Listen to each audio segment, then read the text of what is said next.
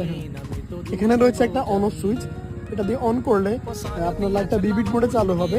আর এখানে 3 নম্বরে রয়েছে একটা কালার কেলভিন কন্ট্রোল, এটাতে ক্লিক করলে আপনার আলোটা ওয়ান টোন হবে এবং পরে আরেকবার ক্লিক করলে সেটা হোয়াইট টোন হয়ে যাবে। আপনি চাইলে আবার এটাকে মিক্স রাখতে পারবেন, যেটা বিবিট নামে পরিচিত। আর আপনি এই বাটনটাতে ক্লিক করে লাইটটাকে ব্রাইটনেস বাড়াতে পারবেন এবং এই বাটনটাতে ক্লিক করে ব্রাইটনেস একদম কম করতে পারবেন। এটা ডিফিউজার বা ফিল লাইট হিসাবে খুব কাজে আসবে। আর এখানে একটা ডিফিউজার রয়েছে, আর আপনি যদি ডিফিউজারটা খোলেন তাহলে দেখতে পাচ্ছেন এখানে যে এলইডিগুলো রয়েছে সেগুলো কী পরিমাণ জ্বলছে। আপনি যদি ডিফিউজার ছাড়া ব্যবহার করেন তাহলে এটা আপনাকে খুব হার্শ কন্ডিশনে আলো দিবে, আর যদি ডিফিউজার সহ ইউজ করেন খুবই সফট একটা আলো দিবে।